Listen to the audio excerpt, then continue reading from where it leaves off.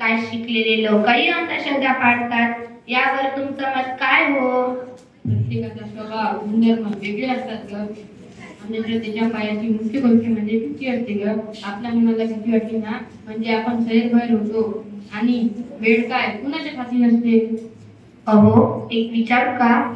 हा विचार ना. ती शेजारची सलोनी सांगत होती, एक झटके बाबा आहे, अतिशय दिव्य पुरुष आहे हो. आपण एकदा जाऊया ना त्यांच्या दर्शनाला. एवढे वर्ष झाले आपल्या लग्नाला, पण अजूनही मी आई होऊ शकले नाही. एकदा चला ना हो, माझ्यासाठी एवढं करा ना हो.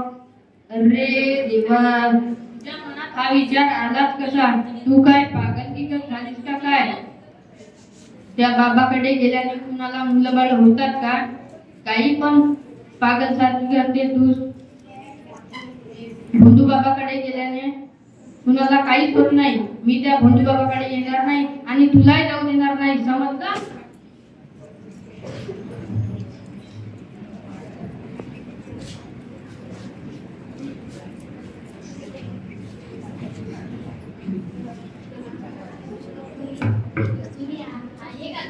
हो हो, या ना.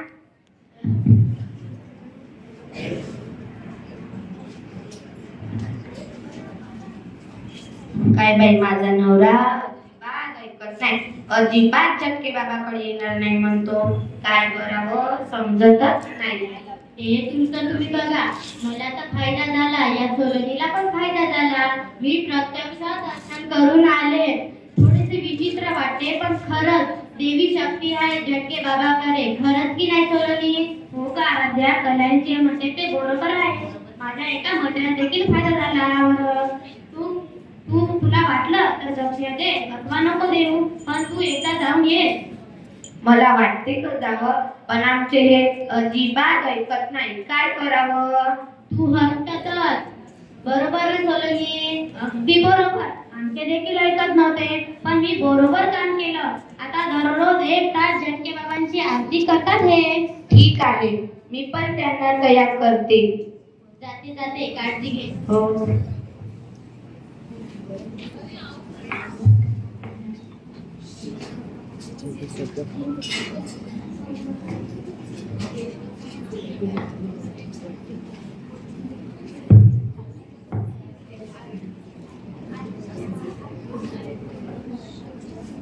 अहो, एक विचारू का?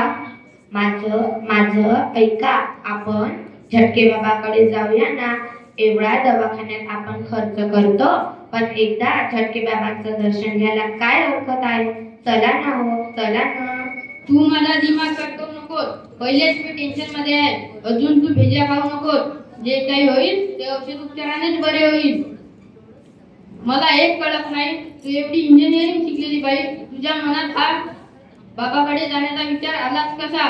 तू काय पागल की झालीस का काय? काहीतरी अक्कलेचा वापर कर. मी त्या भोंदू बाबाकडे येणार नाही म्हणजे नाही. तुला जायचं असेल तर तू जाय.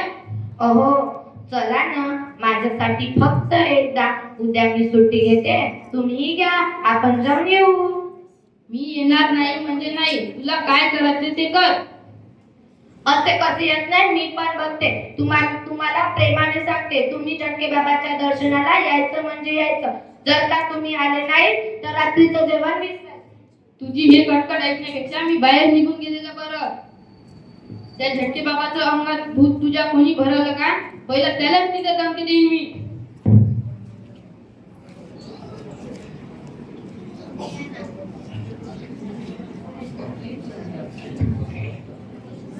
कोणी आहे का घरात? हो हो, या ना.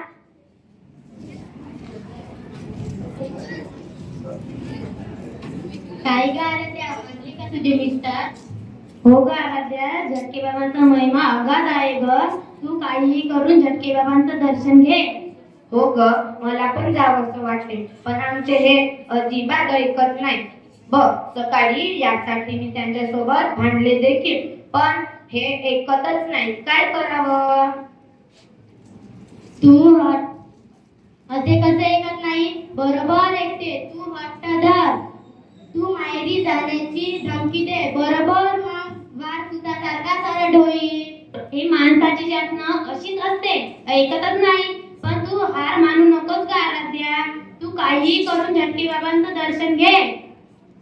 हो ग, माझी पण तीच इच्छा आहे. बघते काय करायचं ते. जाते जाते.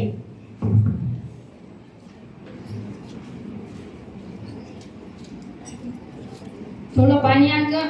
हात काय मोडले आहे? आपल्या हातात घेऊन पिता येत नाही का? आता तुला काय झालं?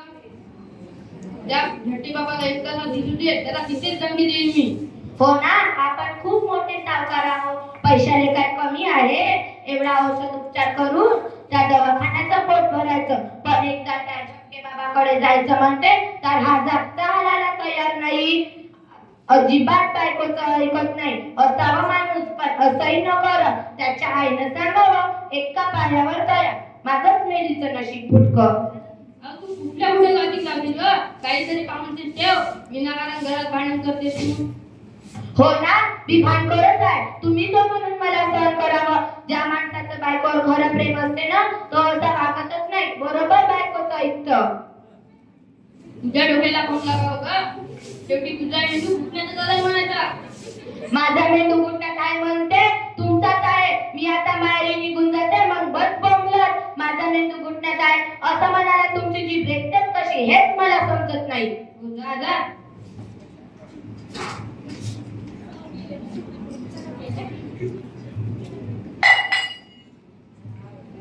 काय कटकट आहे देवा. उठणं दिसत नाही का झाकायचं? नाही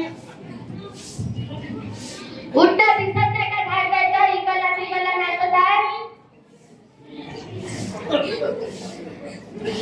मी शेवटचं विचारते, तुम्ही झटके बाबाच्या दर्शनाला येता की नाही ते? काय कटकट आहे देवा. बरं चल, हो मी तुझ्या मनात आहे.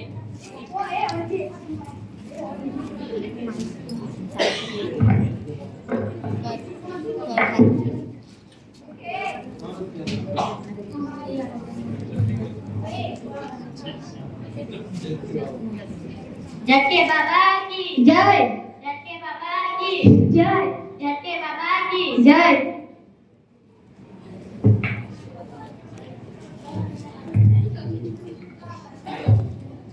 आरती झटके बाबा, तुझा महिमा गा मोठा, महिमा गा मोठा.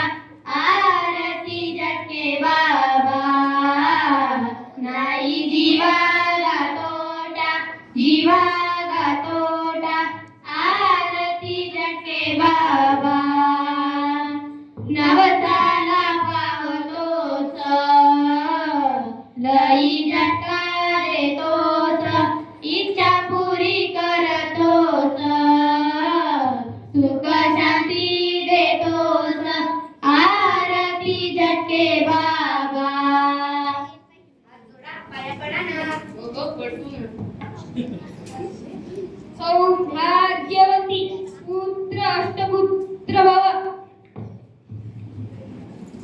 बाबा, आम्हाला पुत्र प्राप्ती होईल ना हो? अवश्य बालिके, अवश्य. तुमचा सुखी संसार आहे, पण मुलाचं सुख संसारात नाही. तू भक्तीत गुंग असते, पण तुझ्या नवऱ्याला विश्वास नाही. मी अंतर्यामी आहे बालिके, अंतर्यामी. हा प्रसाद घे बालिके. तू 5 शनिवार उपवास कर. दररोज माझी आरती म्हण. तुला निश्चित सुख मिळेल. बाबा, तुमचं खरं नाव काय हो? मूर्ख बालक, कधी बाबाचं नाव विचारायचं नसते. नाही हो, तुम्हाला कुठेतरी पाहिल्यासारखं वाटतं. आवाज पण उलटूच वाटतो. बालिके, तुझ्या नवऱ्याला सांग, बाबांना असे प्रश्न विचारून झटके आणू नये, अन्यथा कोप होईल. बालिके, कोप होईल. हो, गप्परा. कुठली शंका पाडतात? हात जोडा, पाया पडा, गप्परा. सारखं वाटतं.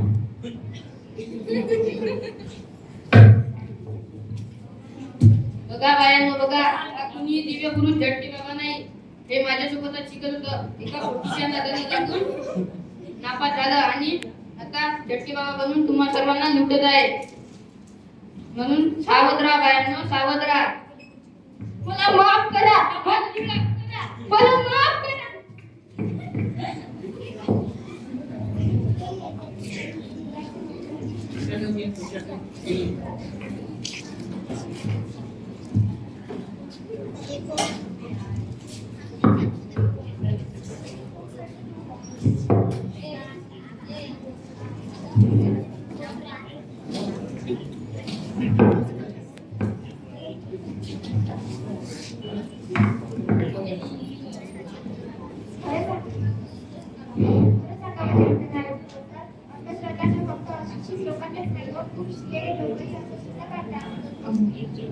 अगदी खरं आहे सुनीता विल्यम. माझ्या याच्याची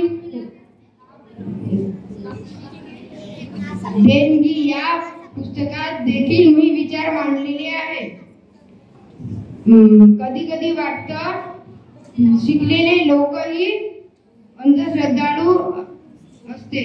बरोबर ना सर. केवळ शिक्षणामुळे माणूस शहाणा होत असं काही नाही. श्रद्धा असावी ना, पण ते डोळस असावी. पण कुणी ऐकतच नाही. आमच्यासारखे वैज्ञानिक खरं तर अंगात यायला पाहिजे. खरं आहे. माझ्याही मनात एक प्रश्न येतो. थोर वैज्ञानिक विचारवंत आपल्या अंगात का बरं येत नाही? असो, शेवटी आपण स्वतःच्या जीवनाचे शिल्पकार असतो.